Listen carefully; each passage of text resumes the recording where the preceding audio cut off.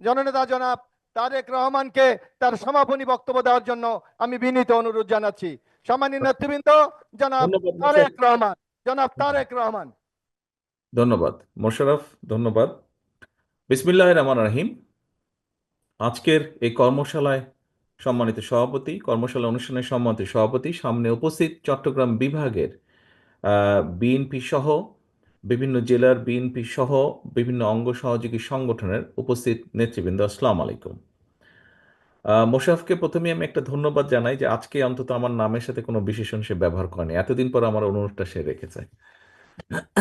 নেতৃবৃন্দ, আহ, আপনাদের সকলকে আমি আন্তরিকভাবে ধন্যবাদ জানাচ্ছি আজকের এই অনুষ্ঠানে, এই কর্মশালায় উপস্থিত হয়ে আমরা দলের অবস্থান থেকে, দলের পক্ষ থেকে দেশ এবং দেশের মানুষের জন্য আগামী দিনে যে পরিকল্পনাগুলো নিয়েছি সেই পরিকল্পনাগুলো জানার জন্য, বোঝার জন্য এবং শিখে নিয়ে যাওয়ার জন্য আমি আপনাদেরকে আন্তরিকভাবে ধন্যবাদ জানাতে চাই। আহ, চট্টগ্রাম বিভাগে আজকে আরেকটা এক্সট্রা ধন্যবাদ আমি দিতে চাই চট্টগ্রাম বিভাগের নেতাকর্মীদেরকে। এই বিভাগে আজকে উপস্থিত থাকার কথা ছিল 515 জনের, সেখানে উপস্থিত হয়েছেন 859 জন। আমার মনে হয় আমরা যতগুলো বিভাগে এখন পর্যন্ত অনুষ্ঠান করেছি সব জায়গায় বিভিন্ন কারণেই হতে পারে, মানুষ অসুস্থতা বা অন্য হঠাৎ কোনো জরুরি কিছুতে কিছু মানুষ 5 জন 10 জন কম উপস্থিতি পেয়েছি আমরা। বাট চট্টগ্রাম বিভাগই একমাত্র বিভাগ যেখানে আমরা উল্টাটা পেয়েছি, অনেক বেশি নেতাকর্মীর উপস্থিতি পেয়েছি। সেজন্য আমি আপনাদের সকলকে আন্তরিকভাবে ধন্যবাদ জানাতে চাই। প্রিয় সহকর্মীবৃন্দ, চট্টগ্রাম, এই সেই চট্টগ্রাম যেখান থেকে শহীদ রাষ্ট্রপতি জিয়াউর রহমান বাংলাদেশের স্বাধীনতা ঘোষণা করেছিলেন। স্বাধীন বাংলাদেশের সূচনা যেখান থেকে হয়েছিল, এই সেই চট্টগ্রাম। আজ আমরা সেই চট্টগ্রামের মাটিতেই আমাদের 31 দফা তুলে ধরেছি আপনাদের সামনে। সহকর্মীবৃন্দ, এই 31 দফাটি প্রথমে ছিল 27 দফা, পরবর্তীতে এটি 31 দফা হয়েছে। কারণ বাংলাদেশের প্রো ডেমোক্রেসি যে দলগুলো আছে, আন্দোলনরত, আমরা স্বৈরাচারের পলাতক স্বৈরাচার যে তার বিরুদ্ধে আন্দোলনরত যতগুলো দল ছিল, সকল দলের মতামতের ভিত্তিতে পরবর্তীতে আমরা এই 31 দফা দিয়েছি। কাজেই আমরা বলতে পারি, কম বেশি মোটামুটিভাবে বলতে পারি যে এই 31 দফা বাংলাদেশের সকল প্রো ডেমোক্রেটিক দলগুলোর পক্ষ থেকে উপস্থাপন করা হয়েছে, যার ভেতরে কম বেশি মোটামুটিভাবে দেশের এবং আগামী দিনে দেশ, দেশ পরিচালনা, দেশের লক্ষ্য উদ্দেশ্য সবকিছুই কম বেশিভাবে আছে। এখানে একটি প্রশ্ন এসেছে, আমাদের ছাত্রদলের এক নেতা আমাদের প্রশ্ন করেছে যে আমরা নতুন কিছু দিতে পারবো কিনা। উত্তরে পাবিল সাহেব বলেছেন যে ইয়েস, উনি দেখিয়েছেন, বলেছেন যে এটি কোনো ধর্মীয় গ্রন্থ নয় যে এখানে কোনো চেঞ্জ করা যাবে না। অবশ্যই করা যাবে। আমরা যা দিয়েছি, কারো যদি কিছু থাকে, কোনো প্রস্তাব থাকে, আমাদেরকে পাঠালে তার মধ্যে ভালো যদি কিছু থাকে অবশ্যই আমরা সেটি গ্রহণ করব। তবে প্রিয় সহকর্মীবৃন্দ, আজকে এখানে 859 জন আপনারা এখানে উপস্থিত আছেন, কিন্তু এই 31 দফা যদি আজকে আমরা 859 জনের মধ্যেই শুধু রেখে দিই তাহলে আমাদের লক্ষ্য কিন্তু বাস্তবায়িত হবে না। আমরা এটি আপনাদেরকে কেন আজকে জানাচ্ছি, এই যে আপনারা কষ্ট করে এসেছেন, অনেকে হয়তো ভোর 4টার সময় ঘুম থেকে উঠে তারপরে রওনা দিয়ে এখানে এসেছেন, আবার ফিরে যাবেন, কিন্তু এই যে কষ্টটা স্বীকার করলেন সারাদিন, কেন? লক্ষ্য উদ্দেশ্য একটি, যে আমরা দেশ এবং দেশের মানুষের জন্য কিছু ভালো কিছু করতে চাই এবং এই কথাগুলো পৌঁছে দিতে হবে মানুষের কাছে। দেখুন, পররাষ্ট্রনীতি নিয়ে একটি কথা এসেছিল, আমরা দেশ পরিচালনা করতে চাই, অর্থাৎ বিএনপি দেশ পরিচালনা করতে চায় জনগণের সমর্থন নিয়ে। আমরা চাই না, আমরা বলতে চাই না, আমরা বিশ্বাস করি না। অতীতে আমরা শুনেছিলাম একটি দলের একজন নেতা ভারত থেকে সে বলেছিল যে আমরা তাদেরকে রিকোয়েস্ট করে এসে যে কোনো মূল্যে তাদেরকে ক্ষমতায় রাখতে। আমরা চাই বিএনপি, আমরা এসব বিশ্বাস করি না। আমরা বিশ্বাস করি আমাদের ক্ষমতার উৎস হচ্ছে জনগণ এবং সেই জনগণের সমর্থন নিয়ে আমরা দেশ পরিচালনা করতে চাই। আমরা জনগণের সামনে যেতে চাই, জনগণের দুয়ারে যেতে চাই, জনগণকে বলতে চাই দয়া করে আমাদেরকে দেশ পরিচালনার সুযোগ দিন। সেজন্যই, কারণ আমরা এই 31 দফার মাধ্যমে আমরা আপনাদের জন্য কতগুলি লক্ষ্য নির্দিষ্ট করেছি। প্রিয় সহকর্মীবৃন্দ, আপনারা বিভিন্ন জেলার নেতৃবৃন্দ এসেছেন, আজকে কেন্দ্র থেকে নেতৃবৃন্দ এসেছে, কেন্দ্র থেকে স্পিকাররা এসেছেন, তারা আপনাদেরকে বুঝিয়েছেন, বলেছেন। আপনাদের মনে অনেক জিজ্ঞাসা আছে, আপনারা দেখেছেন ঢাকায় আমরা ফর্মালি এটাকে রিলঞ্চ করেছি, আপনাদের মনে অনেক জিজ্ঞাসা থাকতে পারে, সেই জন্য কেন্দ্র থেকে নেতৃবৃন্দ এসেছেন, তারা খুলে বলেছেন। এখন কিন্তু জেলার নেতৃবৃন্দের কাজ হবে আপনাদের থানা বা উপজেলা পৌর ইউনিয়ন তাদেরকে নিয়ে আপনাদেরকে এই জিনিসগুলো তাদের সামনে এক্সপ্লেন করে দেওয়া, এবং আপনাদেরকে কর্মসূচি নিতে হবে যে আপনাদের প্রত্যেক জেলায় নির্বাচনের সময় যেরকম এলাকা একদম পাড়া, গ্রাম, থানা, ইউনিয়ন, পৌরসভা ভাগ করে করে আপনারা গিয়ে লিফলেট দেন অথবা ধানের শীষ পৌঁছে দেন অথবা ভোটার আইডি নাম্বার দিয়ে আসেন, আপনারা ঠিক সেভাবে আপনাদেরকে কর্মসূচি গ্রহণ করতে হবে। প্রত্যেকটি জেলাকে তার নিজের উপজেলার নেতৃবৃন্দ বা থানার নেতৃবৃন্দ, পৌরসভার নেতৃবৃন্দকে নিয়ে আপনাদের কর্মসূচি তৈরি করতে হবে। এখানে কিছুক্ষণ আগে জেলার নেতৃবৃন্দের কাছে কতগুলো একটি বক্স দেওয়া হচ্ছে, প্রত্যেক জেলায় একটি বক্স দেওয়া হচ্ছে। আপনাদের কাছে আজকে যেই ফোল্ডার দেওয়া হয়েছে, এই ফোল্ডারের ভেতরে যেই বইগুলো আছে, যেই কাগজগুলো আছে, তারই কিছু অংশ প্রিন্ট করে আমরা আপনাদের কাছে দিয়েছি, এবং জেলার প্রত্যেক নেতৃবৃন্দকে একটা ইউএসবি দেওয়া হচ্ছে, অর্থাৎ তার মধ্যে সফট কপি দেওয়া আছে, যাতে আপনারা প্রিন্ট করে নিতে পারেন। সহকর্মীবৃন্দ, আমাদের সঞ্চালক মোশাররফ বলেছে আমার পক্ষ থেকে, ভারপ্রাপ্ত চেয়ারম্যানের পক্ষ থেকে দেওয়া হচ্ছে। না, এটা ভারপ্রাপ্ত চেয়ারম্যানের পক্ষ থেকে দেওয়া হয়নি। বক্সগুলো বক্সগুলো আপনাদেরকে দেওয়া হচ্ছে দলের পক্ষ থেকে। এটি একটি দলের পরিকল্পনা, দলের পক্ষ থেকে আপনাদেরকে দেওয়া আছে। এখন দলের একজন কর্মী হিসেবে, দলের একজন নেতা হিসেবে আপনাকে এটি নিয়ে যেতে হবে, মানুষের দ্বারে দ্বারে নিয়ে যেতে হবে। আমি আগেই বলেছি, আমাদের সকল ক্ষমতার উৎস, শহীদ জিয়া যেটি বলে গিয়েছেন, সকল ক্ষমতার উৎস জনগণ। কাজেই জনগণের সমর্থন আমাদের দরকার, জনগণের সমর্থন নিয়ে আমরা দেশ পরিচালনা করতে চাই। সহকর্মীবৃন্দ, আমি প্রায় প্রত্যেকটি অনুষ্ঠানে একটি কথা বলে থাকি। আজকে সময় কম, আমি সংক্ষেপে তুলে ধরবো একটি কথা, এবং আপনাদেরকে, আপনাদের নেতা হিসাবে আমি আপনাদেরকে নির্দেশনা দিব, আপনাদের সহকর্মী হিসাবে আপনাদেরকে আমি অনুরোধ করব। দেখুন, আমাদের কিছু কিছু সহকর্মীর মনে 5 তারিখের পরে একটি অদ্ভুত নতুন একটি অনুভূতি এসছে। কি? মনে হচ্ছে যে আমরা বোধহয় সরকার গঠন করে ফেলেছি। প্রিয় সহকর্মী মিলে, আমরা সরকার গঠন করিনি। আমরা এখনো বিরোধী দলই আছে, বিরোধী দলেই আমরা অবস্থান করছি, বা আমরা অন্তত যাই হোক সরকারি দলে আমরা নেই বা সরকারে আমরা নেই। আমাদের সেই সকল, যে সকল সহকর্মী এরকম ভুল উপলব্ধি করছেন, তাদের বিভিন্ন আচরণের জন্য বিভিন্নভাবে বিভিন্ন জায়গায় দল ক্ষতিগ্রস্ত হচ্ছে, দলের ইমেজ ক্ষতিগ্রস্ত হচ্ছে। প্রিয় সহকর্মীবৃন্দ, এর ভিতরে চট্টগ্রামেও কিছু কিছু ঘটনা ঘটেছে। আমি কঠোরভাবে আপনাদেরকে আজকে আপনাদের নেতা হিসেবে নির্দেশনা দিতে চাই, আপনাদের সহকর্মী হিসেবে আপনাদের কাছে বিনীত অনুরোধ করে বলতে চাই। দেখুন, আপনারা এখানে প্রত্যেকটি উপস্থিত 859 জন প্রত্যেকটি মানুষ, আপনারা এক একজন বিএনপির প্রতিনিধি। আপনারা এক একজন কিন্তু বিএনপির প্রতিনিধি। আপনার এলাকায়, আপনার যেখানে আপনি থাকেন, যেই যতটুকু জায়গা নিয়ে আপনার পরিচিতি, আপনাকে প্রত্যেকটা মানুষ আপনাকে চেনে বিএনপির একজন কর্মী বা বিএনপির একজন নেতা হিসেবে।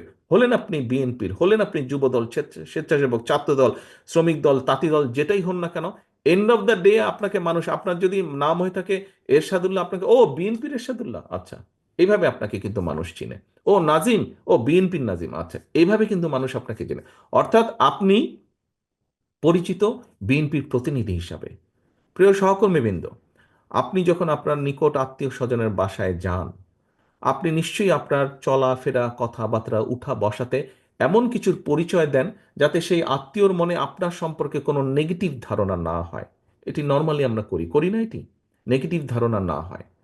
সহকর্মীবৃন্দ, আপনি যখন এলাকায় পরিচিত বিএনপির প্রতিনিধি হিসাবে, কেন আপনি এমন কিছু করবেন, আপনার যেই কথা, আপনার যেই বিহেভিয়ার, আপনার যেই কাজের দ্বারা দলের ইমেজ, দল ক্ষতিগ্রস্ত হবে, কেন আপনি এটা করবেন? আপনার এলাকার মানুষ তো আপনারই স্বজন, আপনারই তো আপনজন। দুদিন পরে যখন ভোট হবে ইনশাল্লাহ, সেই ভোটের সময় তো আপনি ধানের শীষের পক্ষে ভোট করতে যাবেন। আপনি কোন মুখে তাদের কাছে ভোট চাইবেন? আজকে যদি এমন কোনো বিতর্কিত কথা বা বিতর্কিত কাজ আপনি করে থাকেন, তখন তো সে আপনাকে উল্টা ইনসাল্ট করবে, যে ওই দিন এই কাজ করেছিল না, কেন এখন আসছে ভোট চাইতে আমার কাছে? এই কথা আপনাকে শুনতে হবে। আমাদের পক্ষে সম্ভব না। আমরা বিশ্বাস করি না দামি নির্বাচনে, আমরা বিশ্বাস করি না নিশিরাতের নির্বাচনে, আমরা বিশ্বাস করি না ব্যালট চুরির নির্বাচনে। আমরা বিশ্বাস করি জনগণের কাতারে। একজন নোয়াখালীর একজন বোন বলেছেন কিভাবে এই দেশের মা বোনেরা বিএনপিকে ভোট দেয়। আমরা সেইভাবে সেই ভোটে বিশ্বাস করি, যেখানে মানুষ লাইনে দাঁড়িয়ে নিরাপদে, নিরাপত্তার সাথে, স্বচ্ছভাবে, স্বাধীনভাবে, মুক্তভাবে, ভয়হীনভাবে ভোট দিয়ে যাবে। আমরা সেই নীতিতে বিশ্বাস করি, এবং সেটি যদি অর্জন করতে হয়, আপনাদেরকে আজকে কিন্তু অনেক কিছুর পরিবর্তন করতে হবে। উঠা বসা, চলাফেরা, কথাবার্তা আপনাদের পরিবর্তিত করতে হবে আপনাদের নিজেদের। বারে বারে আমি বলছি, জনগণকে সাথে রাখুন, জনগণের সঙ্গে রাখুন। সহকর্মীবৃন্দ, আপনি ক্ষমতায় যাবেন না। এখানে উপস্থিত মানুষ, একটি মানুষও ক্ষমতায় যাবেন না। আপনারা আপনারা মানুষের সমর্থন পেলে ইনশাল্লাহ দেশ পরিচালনার সুযোগ পাবেন। দেশ পরিচালনার সুযোগ পাবেন। মানুষ আপনাদেরকে ক্ষমতা দেবে না, আপনাদেরকে দেশ পরিচালনার সুযোগ দেবে। দুটোর মধ্যে পার্থক্য আছে। ক্ষমতায় ছিল পলাতক স্বৈরাচার, পার্থক্যটা বুঝতে হবে। ক্ষমতায় ছিল পলাতক স্বৈরাচার, ক্ষমতা ছাড়া কিচ্ছু বুঝতো না বলেই দেশের মানুষের জন্য কোনো কাজ করেনি। আপনাদের আজকে যে বিভিন্ন অভিযোগ যে তাদের আমলে জলাবদ্ধতা হয়েছে, ট্রাফিক জ্যাম হয়েছে, এই হয়েছে, শিক্ষা ব্যবস্থা ধ্বংস হয়ে গেছে, সংস্কৃতি ধ্বংস হয়েছে, কেন এই কথাগুলো আপনারা বলছেন? এই জন্য আপনারা এই কথাগুলো বলছেন যে ওরা ক্ষমতায় ছিল, ওরা জনসমর্থনে দেশ পরিচালনার সুযোগ পায়নি, ক্ষমতা দখল করে ক্ষমতায় ছিল। আমরা দেশ পরিচালনার সুযোগ পেতে চাই জনগণের সমর্থন নিয়ে। এবং সেই জন্যই দেশ পরিচালনার যদি সুযোগ পেতে চান, দেশ পরিচালনা যদি করতে চান, তাহলে নিজেকে সেইভাবে গড়ে তুলতে হবে। নিজের প্রতি মানুষের সেই সমর্থন, আস্থা অর্জন করতে হবে। সহকর্মীবৃন্দ, আস্থা অর্জন করতে হলে নিজেকে ধীর করতে হবে, নিজের মধ্যে উপলব্ধি আনতে হবে, নিজের পার্সোনালিটি চেঞ্জ করতে হবে, কথাবার্তা চলন বলন চেঞ্জ করতে হবে। আপনাদের নেতা হিসেবে, সহকর্মী হিসেবে এটি আপনাদেরকে আমি বলতে চাইছি, বলার চেষ্টা করছি। দয়া করে আসুন। আমাদেরকে কিন্তু দিন শেষে আপনারা প্রায় বলেন যে বিএনপির প্রতি মানুষের আস্থা আছে। ভাই, এই আস্থাটাকে তো ধরে রাখতে হবে। আস্থাটাকে ধরে না রাখলে কিন্তু আপনি ভোট পাবেন না, কোনোভাবেই আপনাকে ভোট পাবে না। ভোট কি হবে সেটা ভোটার ঠিক করবে, সে কাকে ভোট দেবে, আপনাকে দিবে না। কারণ আপনার প্রতি তার আস্থা নেই। এবং এই আস্থা ধরে রাখার দায়িত্ব কিন্তু জনগণ না, পাবলিকের না, ভোটারের না। এই আস্থা ধরে রাখার দায়িত্ব কিন্তু আপনার। আস্থা ধরে রাখা, বন্যার সময় এই যে নোয়াখালী অঞ্চলে বন্যা হলো, আপনারা দল মানে সকলে দিন রাত আপনারা পরিশ্রম করলেন মানুষের পাশে গিয়ে দাঁড়ানোর জন্য, সাহায্য করলেন, সহযোগিতা করলেন। শুধু বন্যার সময় না, বন্যার পরেও করেছেন। আপনারা কেন করেছেন? মানুষের আস্থা ধরে রাখার জন্য। ঠিক একইভাবে ভোট যতক্ষণ না হচ্ছে, আপনাকে সেই আস্থা ধরে রাখতে হবে। এবং ভোটে ইনশাল্লাহ আপনি জিতলে তখন আপনাকে কাজ করতে হবে এইগুলো বাস্তবায়নের জন্য। 31 দফা। কাজে ব্যাপারটি এত সহজ না, এবং ব্যাপারটি এত এত এত ছোটখাটো না, ব্যাপারটি অনেক সিরিয়াস ব্যাপার। এই ব্যাপারটি অনেক সিরিয়াস ব্যাপার। আপনি রাষ্ট্র পুনর্কাঠামো, আপনি রাষ্ট্র কাঠামো মেরামত, এখানে দেখুন, রাষ্ট্র কাঠামো মেরামত, এই মেরামত কিন্তু is a very serious matter. কাজেই আমাদেরকে সেভাবে প্রস্তুত হতে হবে। সহকর্মীবৃন্দ, আমি জানি সকলের ধৈর্য একরকম হয় না। কারো ধৈর্য কম হয়, কারো ধৈর্য বেশি হয়, কারো মাথা গরম হয়, কারো মাথা ঠান্ডা হয়, মানুষে মানুষে ভেদাভেদ থাকে। আমরা সহকর্মী, আমি আপনাদেরকে বারে বারে অ্যাড্রেস করছি সহকর্মী হিসেবে। আপনার বিপদে আমি পাশে দাঁড়াই, আমার বিপদে আপনি পাশে দাঁড়ান, সেজন্যই আমরা সহকর্মী। কাজেই আমরা সকলে মিলে দল। আপনি ক্ষতিগ্রস্ত হলে আমি ক্ষতিগ্রস্ত, আমি ক্ষতিগ্রস্ত হলে আপনি ক্ষতিগ্রস্ত। কাজেই আমাদেরকে প্রত্যেকের প্রতি খেয়াল রাখতে হবে। আমাদের খেয়াল রাখতে হবে দলের প্রতি। এবং দলের প্রতি যদি আমরা খেয়াল রাখতে পারি, তাহলেই আমরা জনগণের আস্থা অর্জন করতে সক্ষম হব।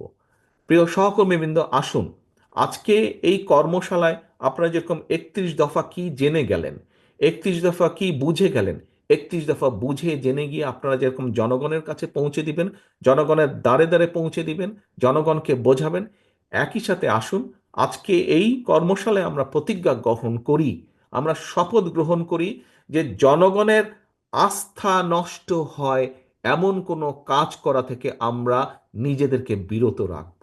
এবং জনগণের আস্থা অর্জন করা যায়, আমরা চেষ্টা করব সেরকম কোনো কাজ করতে। প্রিয় সহকর্মীবৃন্দ, আমি একটি কথা বলে শেষ করতে চাই।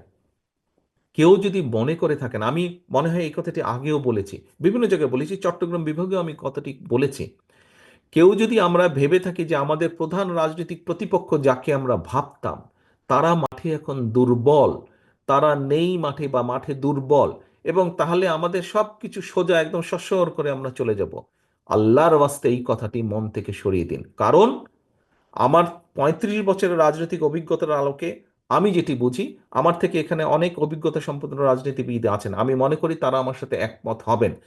আগামী যে নির্বাচন, এই নির্বাচন কিন্তু অনেক কঠিন। যে কোনো নির্বাচনের আমি মনে করি যদি আমাদের প্রধান রাজনৈতিক প্রতিপক্ষ থাকতো, মাঠে থাকতে পারতো, সেক্ষেত্রে নির্বাচন যতটুকু কঠিন হতো, আমি মনে করি নির্বাচন আগামী দিনে আরো কঠিন, তারা দুর্বল হয়ে যেতে আরো কঠিন। এখানে অনেক ষড়যন্ত্র চলছে এবং অনেক অদৃশ্য শক্তি আপনার বিরুদ্ধে কাজ করছে।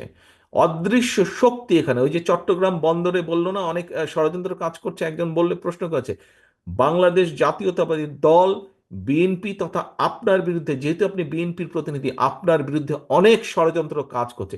একটু ঠান্ডা মাথায় আল্লাহর বাস্তে এগুলো চিন্তা করুন আপনারা। আপনি ছাত্রদল হন, যুবদল, স্বেচ্ছাসেবক, বিএনপি, তাঁতি দল, মহিলা দল, যেই হন না কেন, আল্লাহর বাস্তে এগুলো একটু চিন্তা করুন।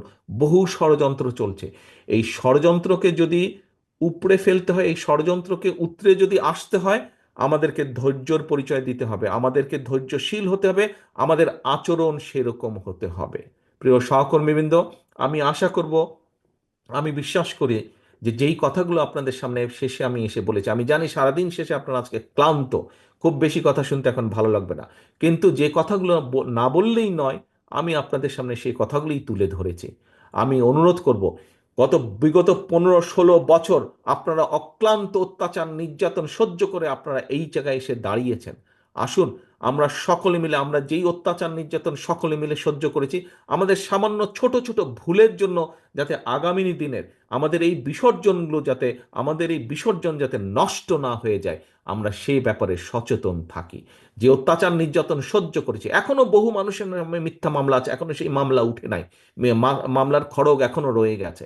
কাজে আসুন, যেই নির্যাতন আমরা সহ্য করেছি, যেই বিসর্জন আমরা দিয়েছি, সেই বিসর্জন যাতে নষ্ট না হয়ে যায়, যেই কষ্ট করেছি সেই কষ্ট যাতে নষ্ট না হয়ে যায়, এই ব্যাপারে আমরা সচেতন থাকি।